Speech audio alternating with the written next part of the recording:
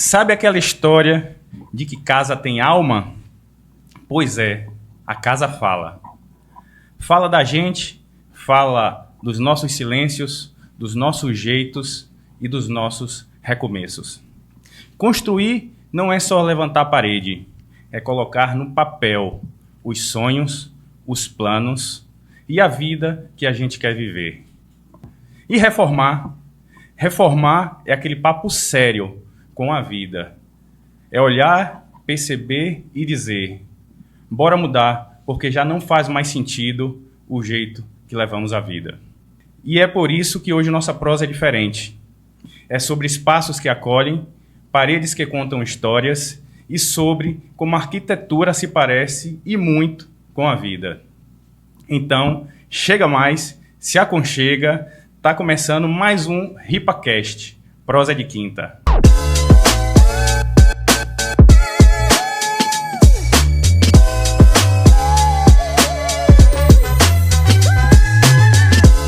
E hoje nossa prosa teremos Marlene Alves, psicoterapeuta, Breno Cunha, psicólogo e Micaele Oliveira, arquiteta. Sejam bem-vindos. Obrigado. Boa noite. Prosa boa, né? Falar de construção, falar de criação, renovação. E eu aqui toda entusiasmada, porque eu quero saber, né? Como é que ela consegue entender os sentimentos, que eu sou assim. A minha casa é o meu coração, então tem que ser do meu jeitinho. Então eu quero entender como é que você faz para entender, né? Colocar os sentimentos do cliente ali, nas paredes, na arrumação, dividir os cômodos, né? E tornar um espaço em um lar. Transformar um espaço em um lar, transformar em um espaço em uma empresa, né? E um sonho, não é isso? Você transforma espaço em sonho. Então seja bem-vinda, Micaele Oliveira. Mica Arquitetura, fica mais fácil, né? Então aqui hoje nossa prosa vai ser sobre construções. Seja bem-vinda ao nosso espaço e ainda tem a cereja do bolo. O espaço foi desenhado e arquitetado por você. Então seja bem-vinda ao nosso espaço.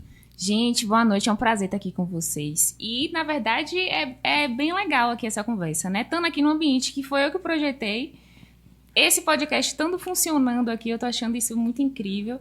E você falou uma coisa muito legal aqui em relação a você transmitir os sentimentos da gente, né? Das pessoas que me procuram em papel. Então, na verdade, eu acho que a arquitetura interior é uma das profissões mais incríveis. Obviamente, eu estou nela, então eu vou puxar o saco para a minha profissão. Mas na nossa profissão, a gente tem um pouco de psicologia, um pouco de tudo. Então, você tem que ler o cliente como ele é, entender quais são as necessidades dele, tentar transmitir isso em papel. Então, é algo muito minucioso. No meu projeto, nos projetos que eu faço, a gente tem toda uma questão de você entender, de você analisar muito bem. Tem um questionário que a gente faz com os clientes para você entender se aquilo que o cliente quer é realmente aquilo que o cliente precisa. Porque às vezes tem isso também. A gente tem um cliente que ele acha que ele quer aquilo, mas quando você vai entender, não é bem aquilo que ele precisava, na verdade. Então, além da gente entregar a essência, a gente tem que entregar algo que seja útil, que seja realmente a necessidade do que o cliente precisa no momento. Então, a arquitetura tem muita coisa assim para a gente conversar hoje. Então, aproveitando o Breno aqui, psicólogo, tem muito disso também, né? A arquitetura, o seu papel como arquiteta tem esse lado de terapia também, entender o próximo e trazer para ele as soluções que ele precisa. Isso vai ser muito interessante. Bem-vindo, Breno. Obrigado aí pelo convite. E eu já começo com uma pergunta para ela. Como é que você vê o conceito que muitos falam hoje de transformar a casa em lar? Como é que a arquitetura vê isso? Tem diferença? Casa em um lar? Eu fico na dúvida. É um conceito novo que está vindo na mídia de tem que transformar a casa em lar, é meu lar e tal. E aí eu jogo essa pergunta para você. Me conte aí. Na verdade, tem crescido muito na arquitetura, e eu falo isso basicamente em interiores, porque o interior é justamente a parte interna da casa, que a gente faz toda a questão de decoração, justamente que a gente trata muito disso. Mas existe uma tendência muito grande em muitas pessoas quererem uma casa de capa de revista, né? Que é aquela casa que você vê, você acha muito bonito, mas você não se sente acolhido pelaquela casa. Você tem uma sala que tem um sofá que é lindo esteticamente, mas ele é desconfortável. Então, a arquitetura e o lar, que você está falando nesse sentido, é justamente você criar espaços em que a pessoa se sinta confortável, se sinta acolhido naquele ambiente. Então, quando eu trato com meus clientes, justamente eu falo muito a respeito disso. Por exemplo, esse sofá aqui é muito legal, mas você fica muito na sua sala. Porque se você for uma pessoa que você assiste televisão o tempo inteiro, você frequenta aquele espaço o tempo inteiro. Então não adianta a gente transformar aquilo em um espaço de capa de revista efetivamente. Você tem que ter um lar efetivamente acolhedor, um espaço que você consiga utilizar e que atenda realmente, efetivamente, a tudo que você precisa. Porque a gente aliar... A arquitetura, ela não é difícil, mas ela precisa ser alinhada à estética e à funcionalidade, basicamente. Eu acho que é um dos grandes pilares da arquitetura, eu acho que é isso, é transformar a casa não só esteticamente, mas transformar em ambiente, transformar em um lar, né? Que é justamente essa questão de acolhimento e tudo isso. E essa prosa funciona.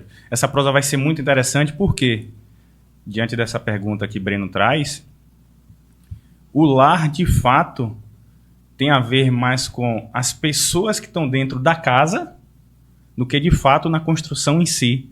Então, interessante até você trazer esse olhar da psicologia, como é que funciona a diferença, o entendimento da diferença da casa para o lar. Porque, na minha visão, eu enxergo que o lar tem mais a ver com as pessoas que estão dentro da casa. Uhum. A casa, a parte de arquitetura, de construção, sem sombra de dúvida, existe o projeto. Mas para transformar isso em um lar, na psicologia, como é que você entende um lar? Olha, a psicologia ela é muito alinhada com a arquitetura, porque o ser humano e o ambiente, um transforma o outro.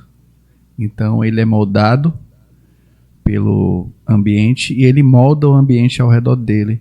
Então, essa questão que Micaele trouxe sobre o lar, de trazer afeto, acolhimento, eu acho que até respondendo até e complementando a pergunta que eu fiz para Micaele, é muito das pessoas mesmo, de gerar esse conforto. E até estava observando esses dias uma crítica muito forte à arquitetura moderna, que transformou caixinhas de fósforo as casas, né? E a tendência também de voltar ao clássico, voltar ao tradicionalismo. E isso tudo é reflexo do comportamento humano que modificou a arquitetura. Eu estava vendo, até me corrija se eu estiver errado, essa tendência das caixinhas de fósforo tem muita influência do comunismo, da União Soviética, do populacionismo, de colocar todo mundo enquadrado. E aí tem uma semelhança também com o presídio, complexos habitacionais. Então, a época da Segunda Guerra Mundial, do comunismo, dessas tendências, trouxe essa arquitetura também. Me corrija se eu estiver errado. Eu estava lendo um documentário falando sobre isso. Uhum. Não, isso que você está falando está super certo. Inclusive, eu já li algo e estudei um pouco a respeito disso, da questão da Revolução Industrial. As pessoas, efetivamente, elas iam para casa apenas para dormir. Então, você não precisava de um ambiente extremamente confortável. Era basicamente o básico. Então, hoje também, isso se atualizando com a vida moderna, hoje a gente passa muito mais tempo na rua do que em casa, né? Depois da pandemia, isso mudou um pouco mais.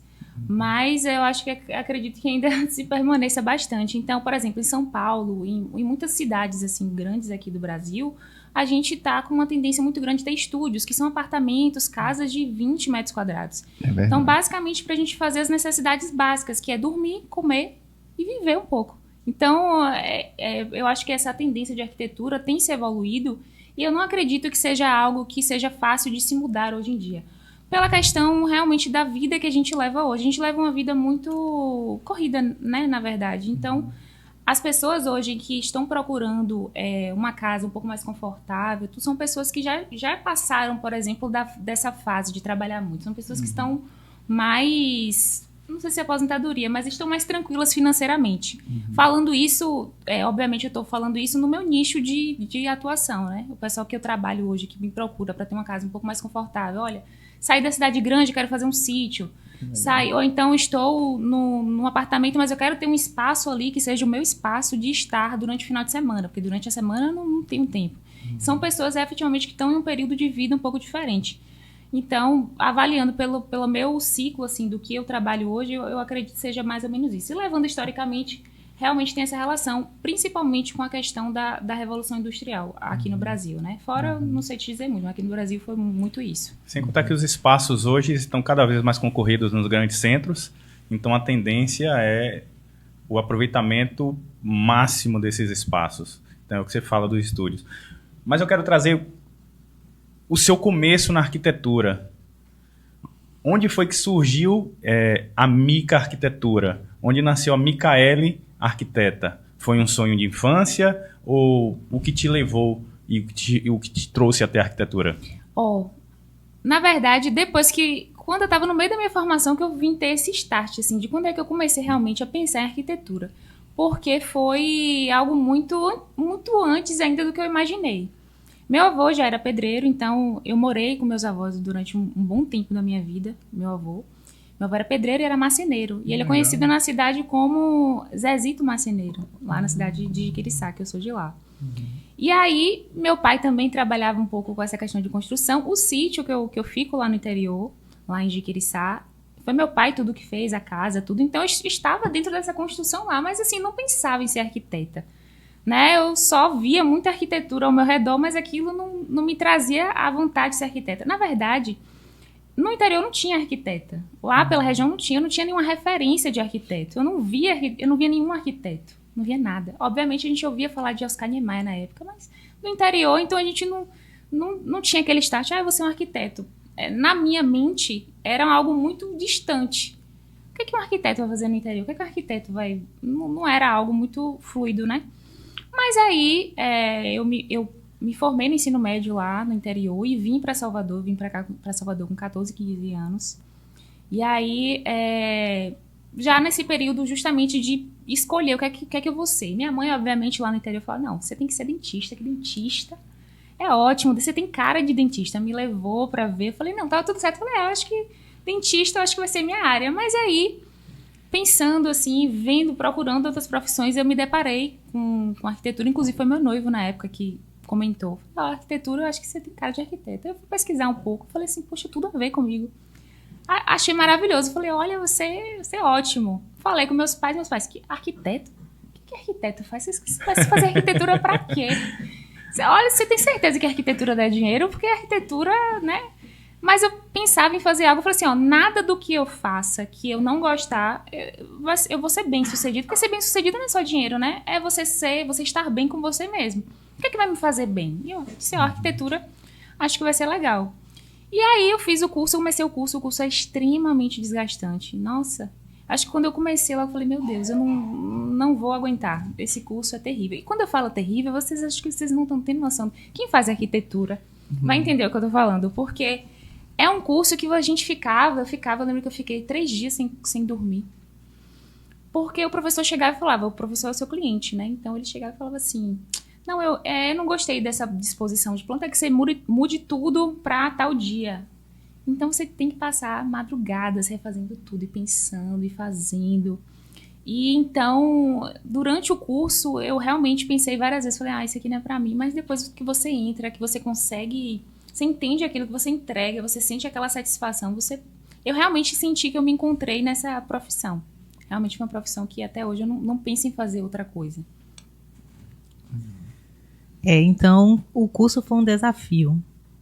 E hoje, como profissional, qual o seu maior desafio? Né? Onde foi que você olhou, meu Deus, que dificuldade? Olha, eu acho que a dificuldade maior é lidar com pessoas mesmo. Essa é uma parte bem... Eu acho que lidar com pessoas... Breno vai entender muito bem. Lidar com pessoas é muito difícil. Eu lido com todos os tipos de pessoas, com todo tipo de personalidade, com todo tipo de casal. Tem um casal que um decide mais que o outro, tem um casal que os dois decidem. Então, tem pessoas que você tem uma forma de falar que você sabe que agrada mais, tem outras que é de outra forma. É assim, eu acho que lidar com pessoas é muito difícil. Você tem que entender o temperamento, o jeito, a forma de falar com cada um, a forma que vai agradar, para poder você conseguir entregar o que você quer da forma que a pessoa espera. Então, é uma eterna entrega de expectativa. Você entrega e a pessoa tem expectativa no que você está entregando. Eu tenho expectativa no resultado e no que a pessoa acha. Então, é muito extenso, na verdade. Eu acho que depois que eu me formei, efetivamente, que eu entendi a arquitetura no e cru mesmo, assim. Como é lidar com pessoas. Quando você está na faculdade, o seu cliente é seu professor. Então, é diferente de quando você está cá fora, que você lida com pessoas reais. É uma pessoa que está ali, que juntou dinheiro, tem o seu sonho, que quer concretizar com você. Então, você trazer tudo aquilo que a pessoa tem de carga histórica, de vida, para um espaço, por exemplo. Tem cliente que vem para fazer um espaço, uma clínica, uma casa. Eu juntei minha vida inteira para fazer essa casa. Eu quero fazer a casa dos meus sonhos. Então, é uma responsabilidade muito grande que quando eu me formei, eu tomei um susto. Eu falei, meu Deus do céu. Eu ficava totalmente assim, travada. Eu falei, ai meu Deus, isso aqui tem que ficar perfeito. E às vezes o cliente falava, era assim, mas não precisava de tanto. Então eu sempre queria entregar muito mais. Eu sempre queria fazer. E às vezes não era bem isso, né? Então você tem que moldar também tudo, a sua entrega, moldar o que você vai apresentar para o cliente. Tem cliente que você não pode apresentar muitas opções, porque se você apresentar muitas opções, ele fica perdido. Então, é isso, basicamente. É muita coisa. Engraçado. Você falou em clientes que ficam perdidos com a quantidade, né? Mas eu tava pensando aqui agora sobre... É um sonho que não é barato, né? Construir é uma coisa que você demanda tempo e financeiro também. E o que acontece com aqueles clientes que oscilam? Porque eu já... É tipo mudar o projeto no meio do caminho. Na cor da parede. Eu vou ser barata. Eu quero a parede verde. Mas aí amanhã eu tô com outro humor. Aí eu não quero a parede verde. E a tinta verde já tinha sido comprada. E a tinta verde já comprou. Só que quando você muda a parede verde, você vai ter que mudar, né? Muita coisa do projeto. Já aconteceu de você estar com um projeto, já no final do projeto, e o cliente decidir mudar tudo. Eu já quero pegar o gancho nessa pergunta, porque a Mica Arquitetura, além dos projetos, faz o acompanhamento das obras, não é isso? Então tem tudo a ver com essa pergunta de Marlene. Tem tudo a ver. E para você, completando a resposta que você vai dar, Marlene, no seu dia a dia, o que é mais difícil?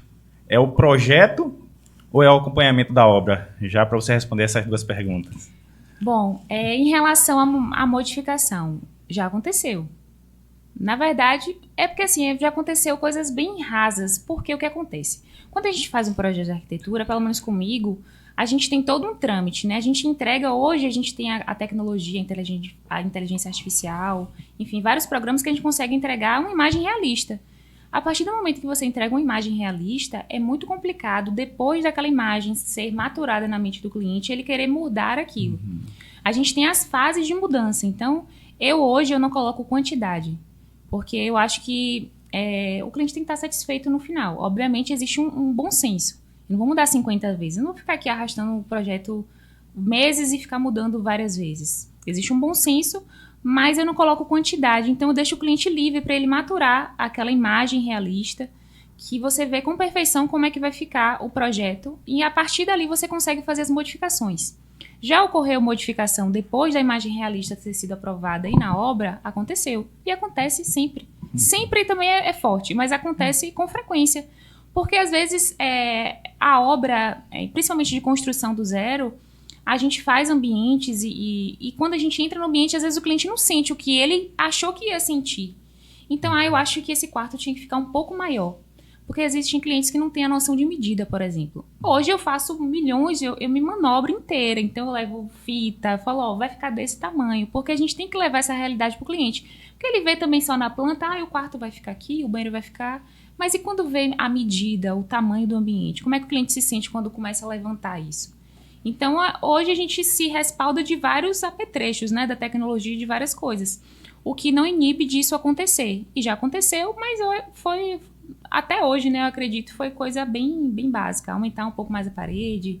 A cor mesmo é algo que a gente bate bastante para poder acertar. Então, na imagem realista, a gente já coloca a cor. Então, já fica muito mais prático. E, em relação a isso, é o acompanhamento de obra que a gente faz. Então, eu tô lá vendo com ele. Mica, tive um problema aqui. Se eu não puder estar presente, eu dou um jeito de resolver. A gente faz ligação de vídeo e resolve. Eu gosto de falar com os profissionais que estão executando, porque como eu faço muito projeto no interior. Então, a vivência aqui de Salvador é bem diferente de lá. Aqui em Salvador, a gente não tem essa dinâmica de entendimento. Como eu falo, lá no interior é uma coisa mais nova, a arquitetura, né? Então, começou quando eu comecei lá. Então, as pessoas ainda estão maturando como é que vai ser. Então, lá no interior tem um trabalho um pouco mais específico, mais trabalhoso nesse quesito, porque eu converso com os profissionais, instruo eles como é que vai ser feito, e também tem o trabalho de convencer os profissionais que estão fazendo, porque não adianta fazer um projeto lindíssimo, perfeito, se quem vai estar lá todo dia é o pedreiro. E se ele disser para o cliente que essa parede não vai dar certo, se eu não convencer ele que a parede vai dar, não adianta. Porque a gente tem um poder de convencimento na hora do projeto. Se o cliente não estiver bem decidido, ele muda bastante durante o percurso. Então, a gente faz manobras, né? Conversando com o executor, conversando com o cliente, fazendo manobras com o IA e tentando resolver o mais breve possível. E o que é que dá mais trabalho? A execução do projeto ou a execução da obra? Eu acho que nem tem isso de o que dá mais trabalho, não. Na verdade, o que me dá mais prazer eu acho que talvez a execução, porque você vai vendo aquilo se transformando, que é muito diferente de você estar projetando linhas e você vendo aquilo sendo levantado, né? E aí você vai com o cliente, e aí o cliente, isso aqui tá ótimo, eu amei isso aqui. Obviamente, não, às vezes fala assim, eu não sei, tô meio em dúvida, mas durante o processo eu acho que é bem desafiador mesmo, né? Acho que é interessante. E quando uma obra está em andamento e uma parede está fora do prumo, como é que a Mica reage a essa situação? Já falo logo, meu filho, você fez isso aqui com uma facão? Vamos lá, vamos melhorar isso aqui. Eles, na verdade, eles já sabem como eu sou. Então, quando eles erram alguma coisa, eles já vão logo assim, isso aqui... Mica, quando chegar aqui, vai falar logo. E é dito e certo. Quando eu chego lá, eu vejo um piso 145. Eu já falo, o que é isso aqui, gente? Eu não tô acreditando que vocês estão fazendo isso aqui comigo, não. É engraçado, você falou isso, eu tava justamente pensando nisso, né? É uma menina, né, num ambiente de meninos, né? Porque a gente sabe que a construção civil, ela é dominada por homens, né? Para a construção, que é um trabalho mais que exige força, é dominado pelos homens. Mas hoje tem muitas mulheres que estão nesse ramo, né? Hoje, inclusive, eu vejo vários edifícios sendo construídos que só quem faz o rejunte, né, do piso são as meninas, né? Porque são mais detalhistas, limpam direitinho. Aí eu te pergunto, você ser uma menina em um ambiente de meninos, né, é uma mulher comandando 50 a 100 homens, dependendo da obra. Você falou no início que é um desafio trabalhar com pessoas e gerenciar essas pessoas como mulher. Bom, olha, isso que você falou realmente foi um dos grandes empecilhos logo quando eu comecei, porque não é fácil, não. Você vai para uma obra que tem um pedreiro que tem 20 anos trabalhando. Aí você vê ele fazendo um piso, ele não coloca uma meia esquadria. Eu ficava até assim, eu falava assim, não tem como se eu fazer assim, um acabamento um pouco melhor. Mas assim, eu acho que com o tempo, eu acho que a gente vai se impondo. Eu aprendi na marra mesmo, eu aprendi tomando um monte de observação. E, essa menina não sabe de nada. Não, isso aqui. Então, eu tive o trabalho de fazer esse convencimento, né? Convencer que realmente não é porque eu sou nova que eu não posso ensinar alguma coisa. Então, eu sempre tento trazer, por exemplo, o que é que o senhor acha disso aqui? O senhor gostou? Então, eu tento trazer eles para o projeto para eles se sentirem inseridos, e eu acho que tem que estar também. E também tentar trazer um pouco de autoridade naquilo. Então, se eu explicar para ele que aquilo é interessante, que aquilo vai funcionar, eu acho que dificilmente ele vai mudar. Então, eu tento trazer inserir eles realmente, efetivamente no projeto. De fato, uma troca, né? Se não existir essa troca, fica difícil a execução do projeto e, de fato, a leitura do projeto por parte deles. Então, é fundamental essa troca e essa relação de confiança. aí eu acho que a gente tem que também ser humilde no sentido de entender que não é que a gente se formou com 5 anos que a gente não tem o que aprender, a gente tem sempre o que aprender. Já teve plantas, inclusive, que eu levei, eu falei assim, eu não tô gostando muito dessa planta. Simplesmente chega um pedreiro e fala assim, não, porque a senhora não faz assim? Eu falei, gente, olha que ideia maravilhosa. Coisas que a gente não pensa e a gente também não tem como pensar em tudo ao mesmo tempo. Então a gente tem realmente que trocar com esses profissionais que estão ali há 20 anos, 30 anos fazendo aquilo. Imagine, a gente tem que aprender alguma coisa com isso também, né? Você também até pontuou que você veio de uma família de seu pai pedreiro, né? Meu avô. Seu avô. Então, talvez isso ajudou também, né? Na linguagem, de você ter mais humildade, de reconhecer, de ouvir, né? Não, com certeza. Com certeza. Isso de meu avô é muito interessante, porque eu me lembro até hoje. Eu morei com eles, eu tinha 11, 12 anos, mais ou menos, antes de vir para Salvador. E eu lembro perfeitamente do meu avô chegar cansado, todo sujo. Aí ele tinha exatamente o horário de dormir. Ele tinha a sonecazinha dele, né? Então ele chegava, em 1 hora, em 50 minutos ele dormia, depois ele tinha que voltar ao trabalho novamente. Então eu lembro perfeitamente assim, da dinâmica. Então eu entendo como não é um trabalho tão fácil, é um trabalho complicado. É um trabalho difícil, hoje a mão de obra também está bem complicada, então a gente tem que valorizar bastante os profissionais que tem lá, ajudante pedreiro, todo mundo. Inclusive, ela trouxe essa questão do avô dela, a importância da comunicação, né? De ela entender o mundo do outro, isso facilita. A questão de lidar com pessoas tem muito disso, você entender a linguagem de quem você está lidando, entender a cultura dele, entender o mundo dele.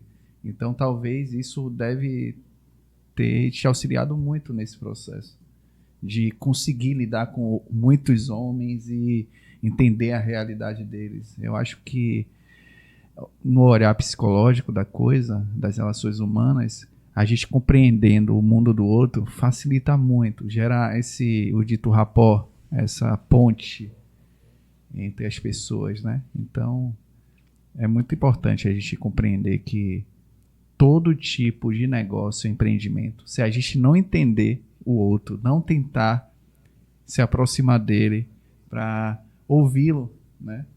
Eu vou até trazer uma história. Eu tive um paciente que ele é arquiteto e ele estava enfrentando exatamente esse tipo de problema no trabalho, porque ele veio de uma família abastada, sempre foi um menino criado pela avó, entendeu? O famoso criado com vó.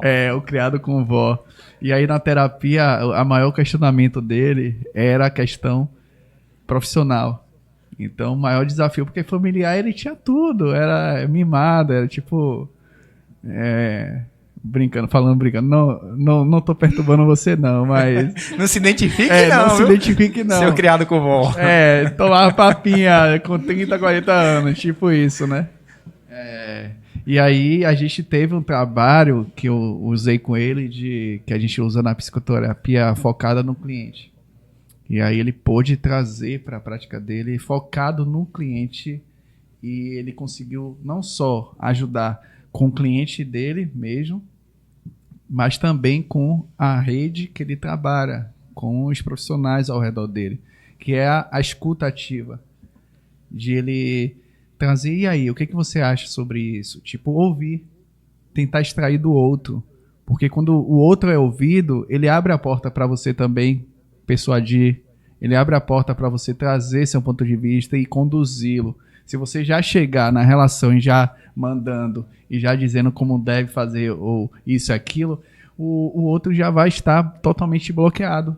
Ele não vai dar abertura. Ele vai dizer, o outro está tentando me dominar, você está tentando me impor algo, ainda mais quando é uma pessoa que tem muita experiência, 30, 40 anos de labor. Ela vai ficar, o que essa menina, esse menino tá achando? Então, se já chegar mandando, não dá. Então, o trabalho que eu fiz com ele foi esse, de ele começar a tirar do outro. Bater na porta, posso entrar no seu mundo? Pode, tal. Aí entra na sala, que sofá bonito. Aí eu tô obrigado.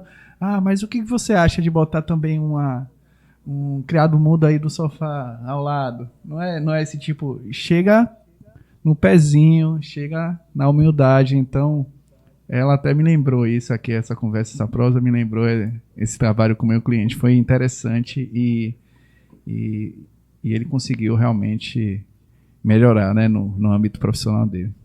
Muito interessante esse ponto de vista seu, Breno. E interessante mais ainda é que nessas relações interpessoais, o que é que a arquitetura te trouxe que você usa hoje em sua vida? Eu acho que muitas qualidades e muitos defeitos também. Eu acho que a arquitetura me trouxe uma compaixão maior, assim, com as pessoas. Eu consigo olhar o outro de outra forma. Eu tento entender melhor, né, as pessoas hoje. E trouxe outras coisas. Hoje eu sou uma pessoa um pouco mais bruta. Eu não sou uma pessoa muito... como você lida com muitas pessoas, então você tem aquela coisa, você não cumprimenta muito abraçando, você é mais uma coisa assim, mais afastada. Então eu me tornei uma pessoa um pouco mais fria, eu sou muito mais prática, assim, eu não tenho muito...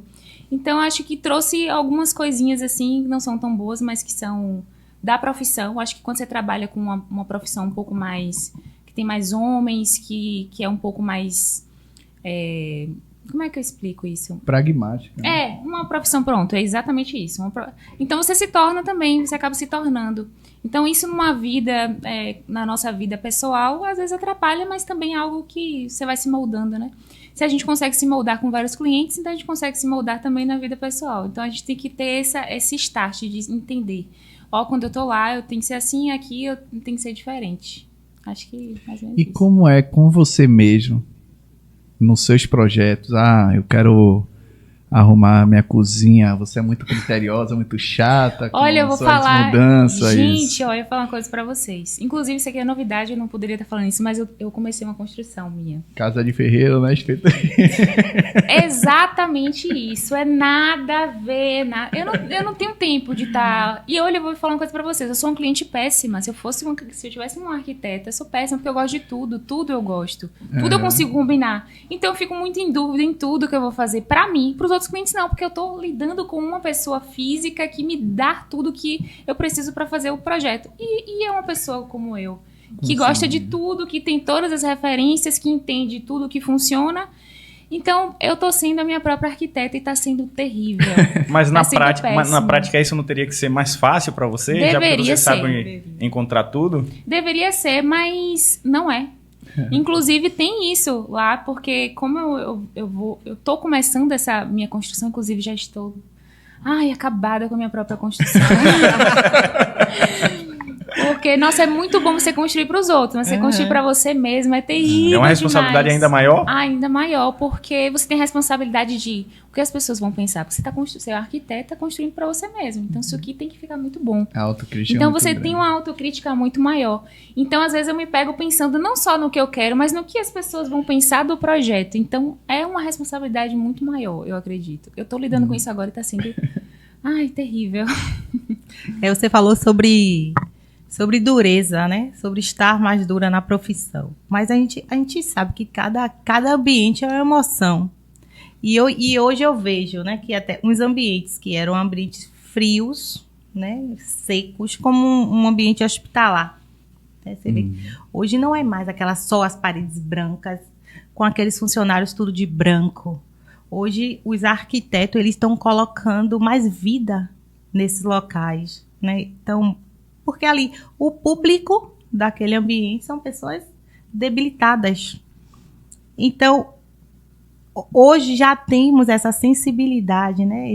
Essa coisa mais sentimental naquele ambiente. Você já vê cada espaço com uma cor diferente. O neonatal já é todo mundo de rosa, o ambiente já tem, né?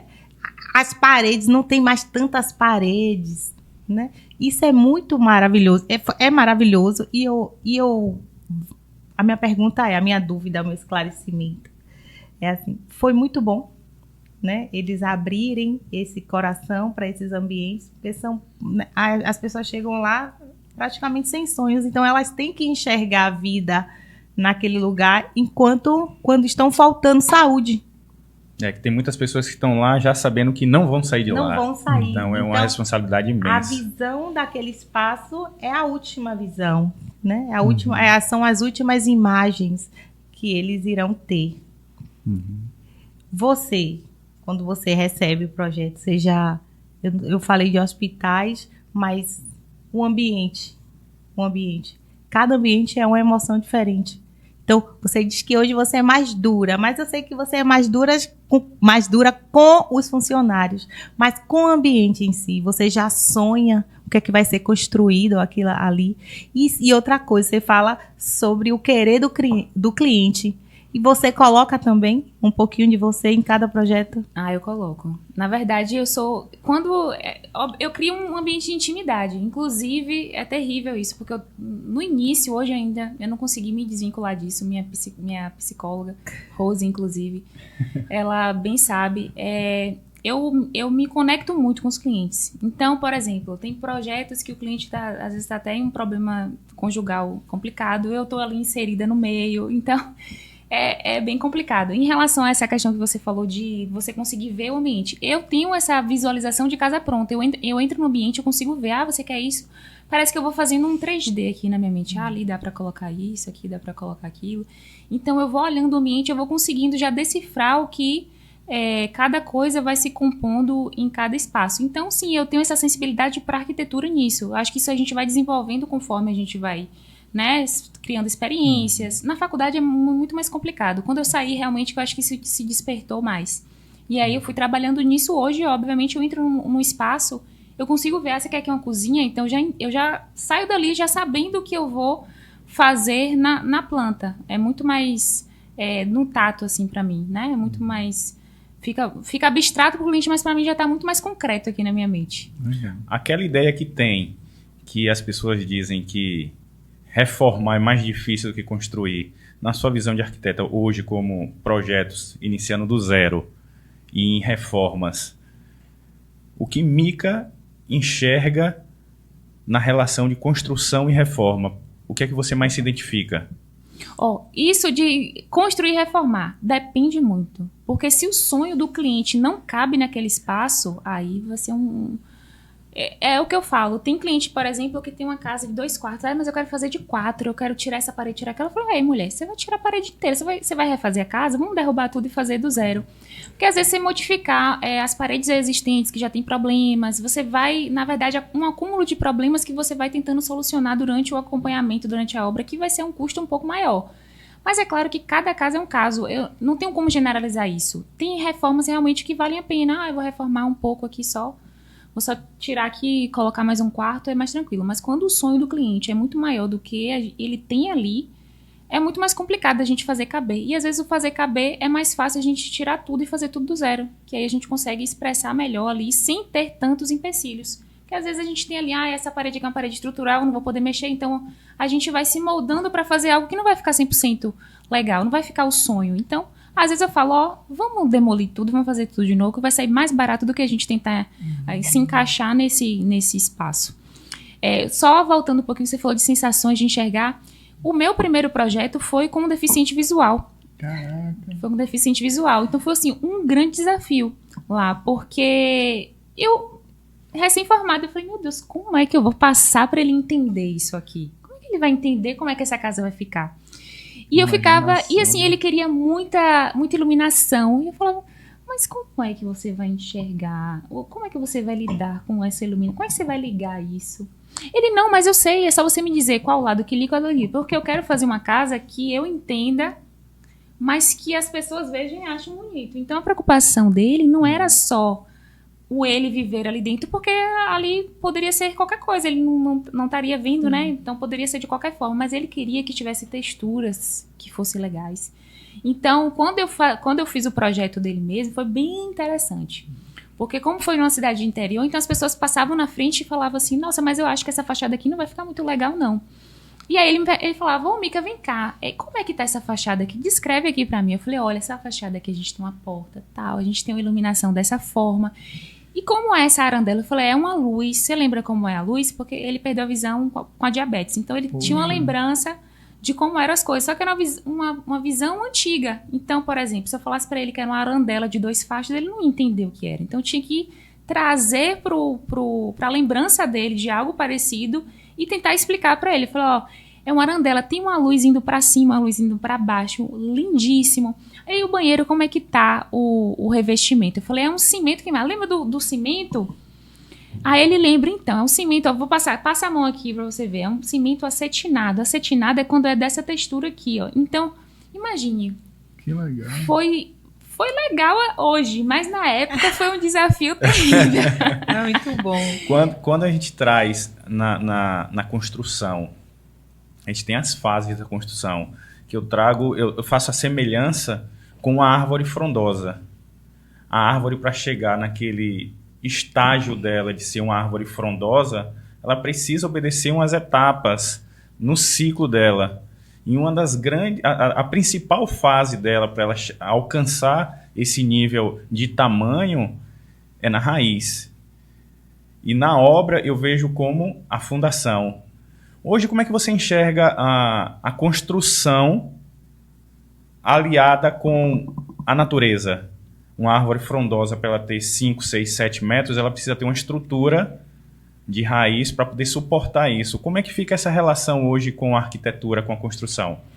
Em relação a isso, a parte mais importante, obviamente, da construção é a fundação. Em relação, que é uma coisa mais engenharia civil, é mais a construção no osso. Em relação à arquitetura, que eu falo, quais são os pontos mais importantes da arquitetura para mim nesse caso? Seria, obviamente, a parte de levante, porque a gente tem os cômodos prontos, e a parte final, que para mim é a cereja do bolo de qualquer projeto, que é a questão de produção de ambientes, que é justamente a parte de decoração.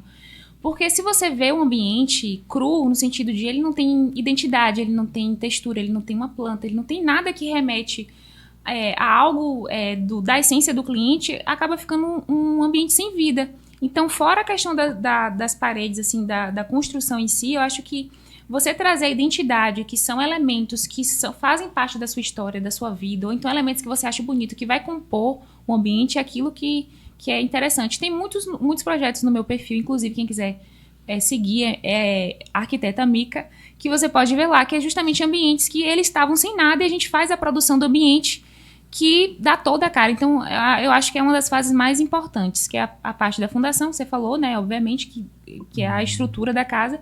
Mas na questão de arquitetura interiores, eu acho que é o levante e a questão da produção, que é a decoração. Seria até interessante você explicar para quem não entende a diferença da arquitetura para a engenharia civil, no caso. Você está voltada para a arquitetura de interiores, mas na etapa de construção, como é que funciona essa relação com as atividades? É aquela coisa, arquiteto e engenheiro, né? Na verdade, tem uma grande polêmica com isso, mas todos os engenheiros são meus amigos, são ótimos, inclusive. A gente não tem briga nenhuma.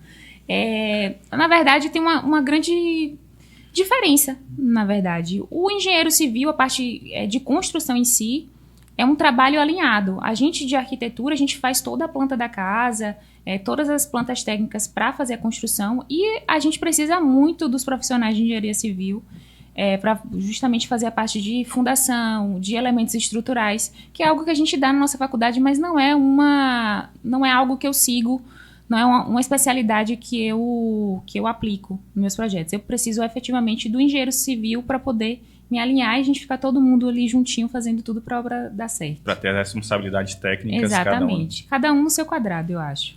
Eu quero aproveitar, Breno e Marlene, o que é que vocês enxergam hoje dentro de uma casa, de uma moradia, o que representa na identidade das pessoas que moram nela? Os móveis, né? As plantas. O que a casa em si representa na característica de personalidade dos moradores? Olha, atualmente eu tenho visto que as pessoas estão seguindo tendências, né? Eu fui em um condomínio de alto padrão de luxo. Eu tenho um olhar muito crítico com a arquitetura. Nossa. Que também, porque ela reflete o ser humano.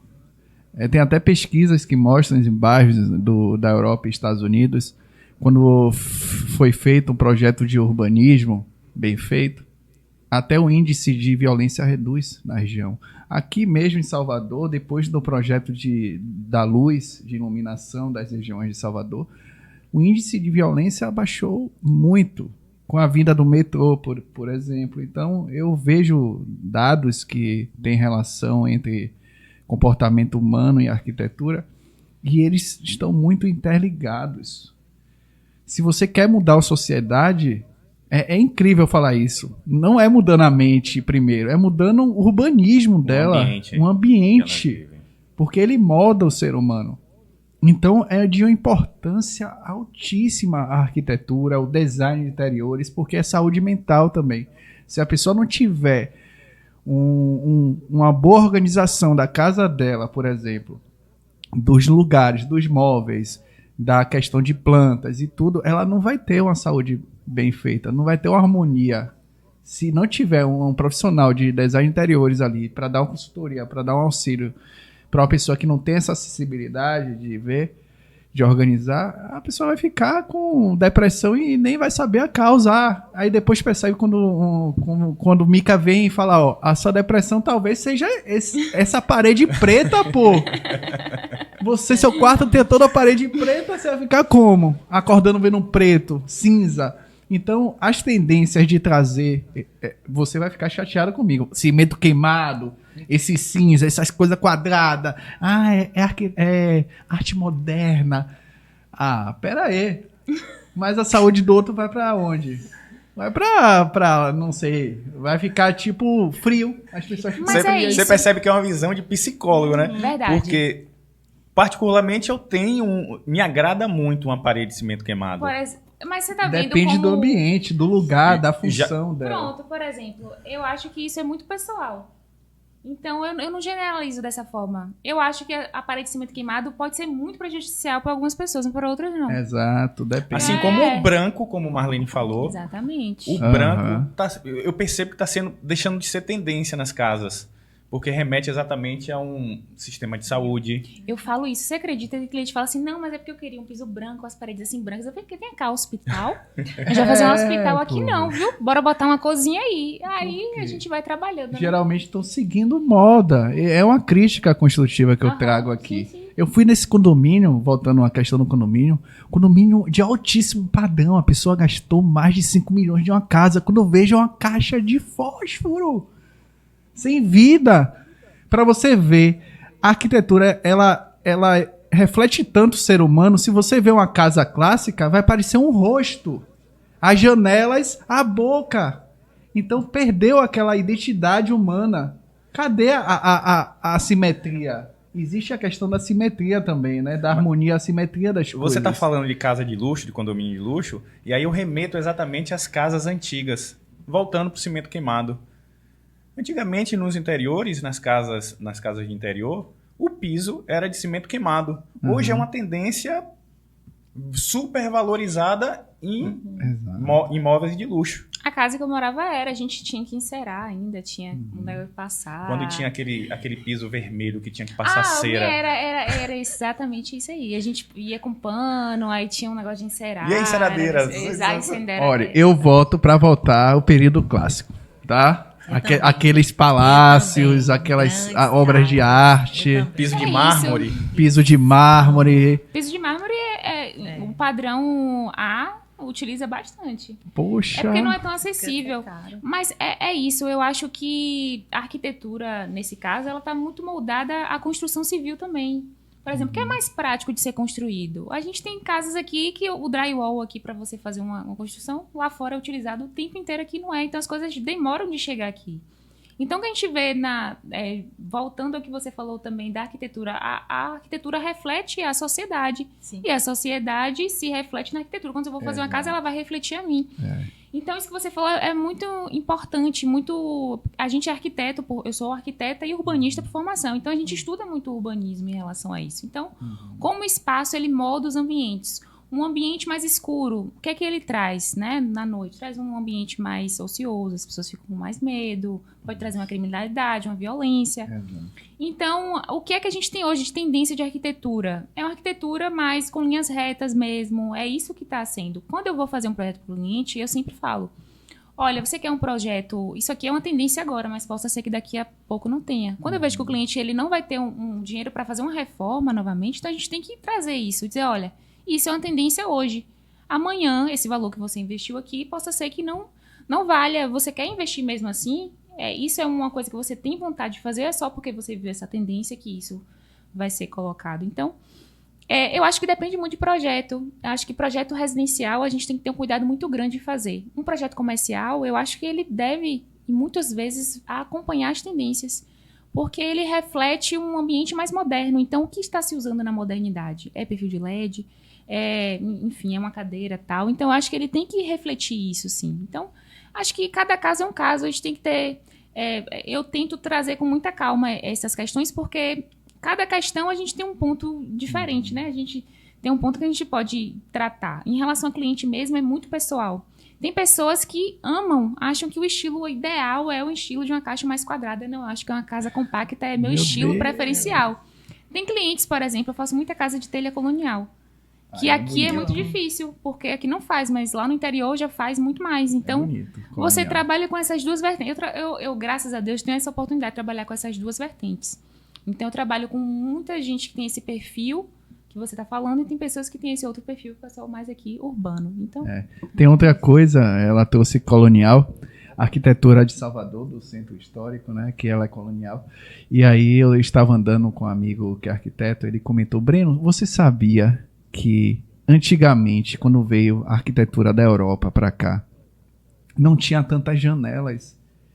E eles começaram a mudar para virar os palácios, sentar aquelas ruas do Pelourinho, por exemplo, o centro histórico. As casas são tudo junto, né? E tem um corredor grande, bem juntinho e poucas janelas. No começo foi daquele modo, segundo ele, imitando a Europa. Mas o clima aqui não conseguiu sustentar e gerou muita umidade nas casas, não teve tanta iluminação, e aí ficaram doentes, né? Teve muita doença diante dessa arquitetura que quiseram trazer direto da Europa para cá e instalaram, aí não deu certo por causa do clima. E aí eles mudaram, aí foi para aqueles bairros da Vitória, da Barra, Graça, que teve aqueles casarões mais isolados e cheios de janela. Então teve uma evolução na arquitetura aqui que foi incrível no começo colonial. Começaram mais na região ali do Pelourinho, né, da Cidade Baixa, que não tinha tantas janelas, que era a nobreza estava ali, só que muita gente morreu por doenças de umidade, de bactérias, de não ter tanta Pela luz. proximidade de uma casa com a outra. E também falta de janela, e aí mudou para outros bairros, como Graça, Barra e tudo, e teve já os palácios, os casarões, que tiveram, se você ver, várias janelas assim. Aí eles valorizaram a iluminação por causa da questão de saúde. Foi incrível isso, eu notando com ele, olhando Salvador. Só pegando esse gancho seu, com o que Marlene tinha falado de hospital, existe um estudo que, inclusive, é muito positivo, os quartos de hospital que tem janela que o paciente possa ver o lado de fora. Que legal. A recuperação desse paciente é muito mais rápida do que aqueles pacientes que estão nos quartos fechados sem acesso ao externo. Então isso é muito interessante porque é uma tendência, né? E a arquitetura, ela vai muito mais do que só o visual também. Porque, por exemplo, um ponto muito que eu tô colocando lá no interior, tem alguns clientes que falam, mas pra que isso? Mas quando coloca, fala, nossa, minha filha amou, nossa, minha esposa amou. Que é colocar um simples ponto de luz azul dentro do box do banheiro pra você fazer a cromoterapia, que é uma coisa... Que legal. Uma coisa tão básica, assim, um detalhe. Que faz Então, faz toda a diferença. E tem cliente que fala, ó, minha filha é mais novinha, quando a gente coloca ela, fala, mãe, bota a luz azul, bota a luz azul. Ela fica mais calma. Então, olha como um pequeno detalhe na arquitetura, ela traz realmente essa sensação. Exato. Então, é visual, é sentimento, é físico, é textura.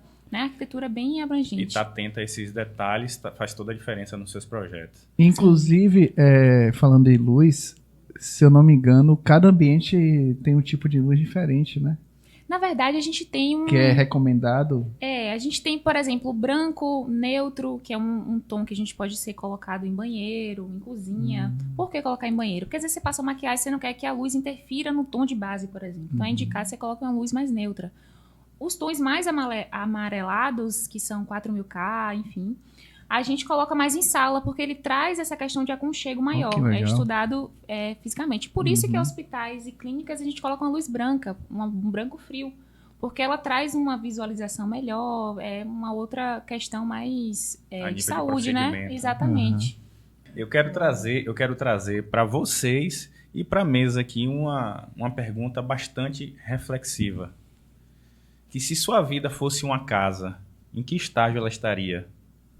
Estaria em construção? Estaria precisando de reforma? Ou ela estaria pronta? Então é uma reflexão para nós fazermos em que estágio está a nossa vida. Então, em que estágio está a sua casa, a sua vida, Marlene? Minha casa é um espaço em constante reformas. Eu passo por reformas, não é anual não, né? A maioria dos clientes fazem reformas anuais. É constante, é diária. Eu vejo a casa, né? A sua pergunta, você dividiu com o Breno, sobre o ambiente onde você mora.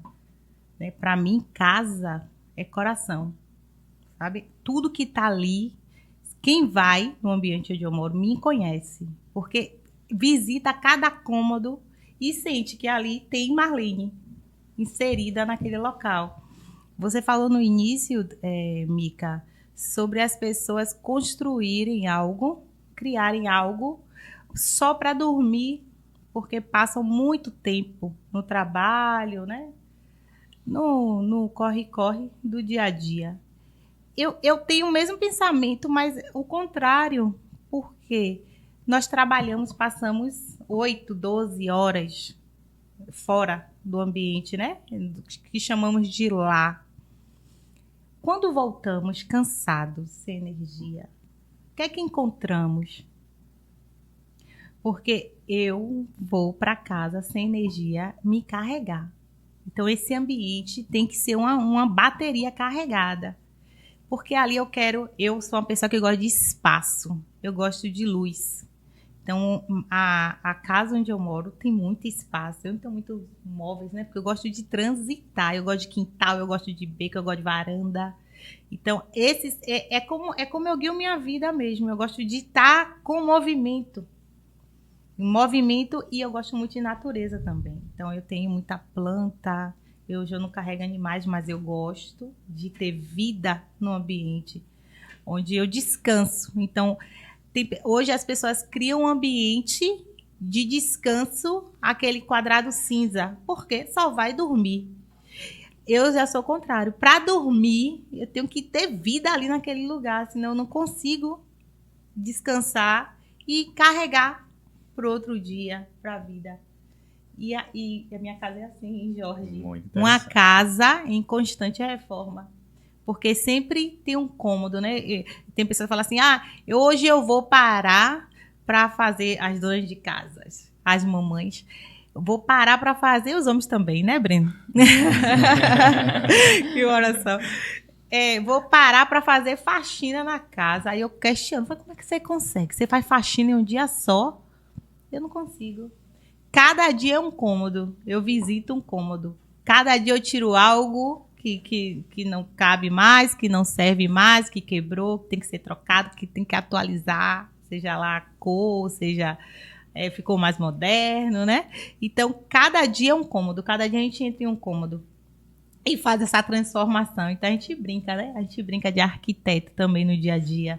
E eu vejo, assim, a sua profissão, Mica, como brincar de Deus. Né? Porque você desenha e daqui a pouco aquilo existe. Da vida.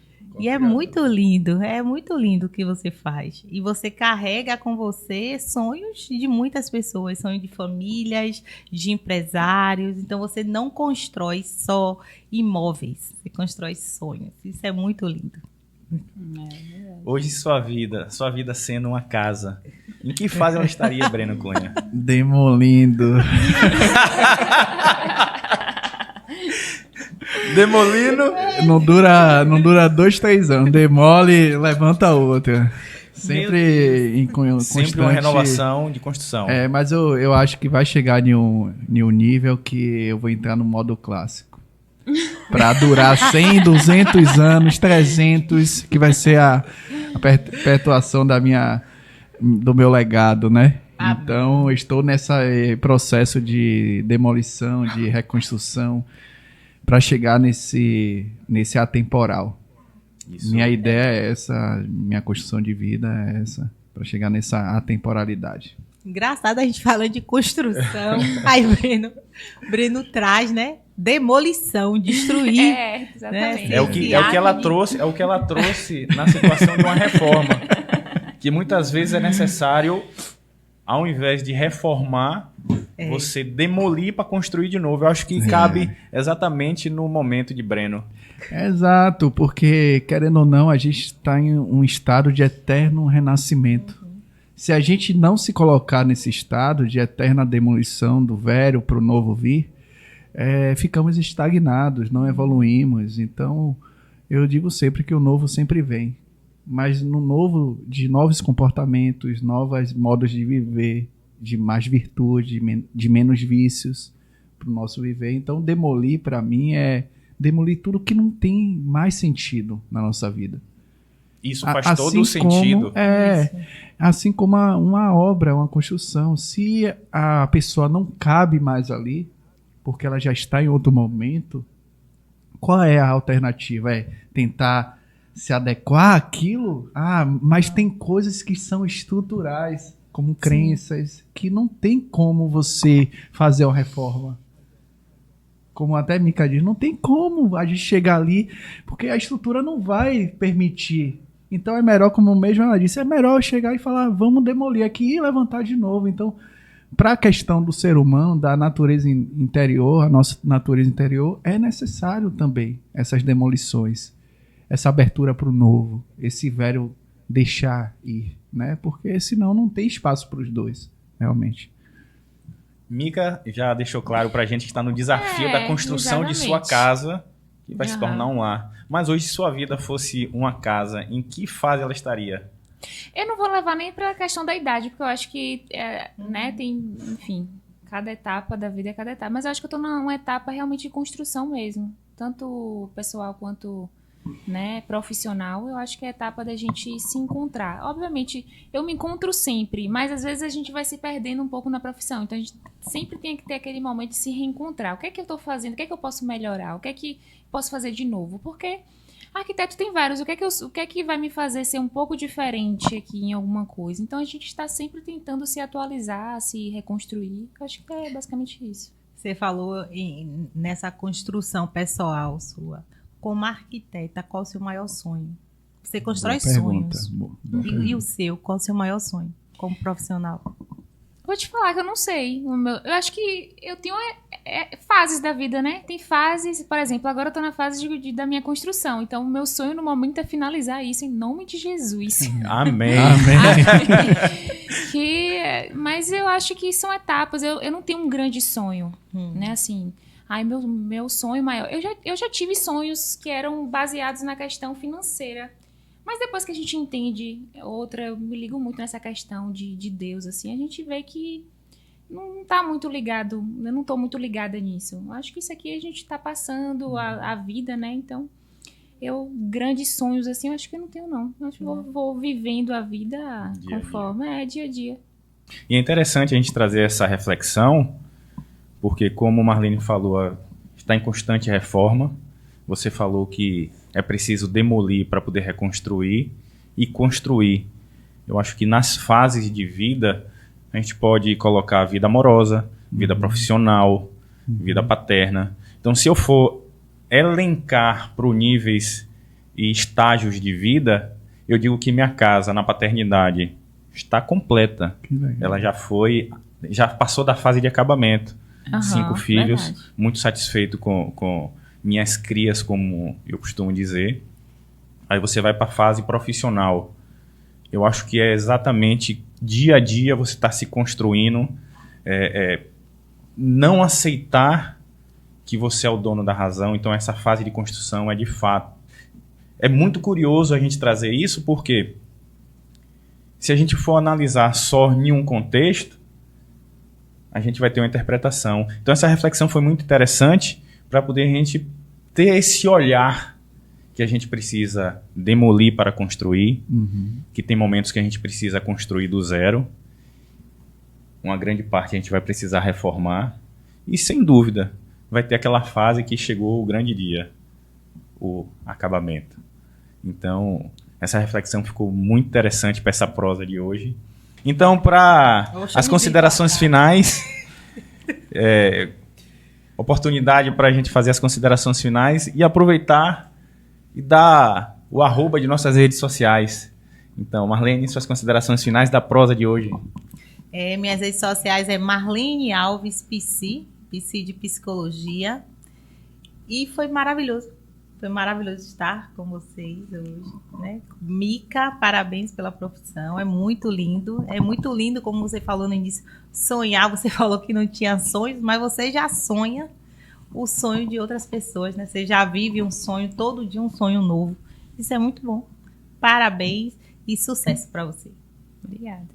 Breno Cunha, suas considerações finais e o @ de suas Meu redes sociais. @ é pc.brenocunha. E veio a reflexão aqui sobre mudanças, reformas e transformações.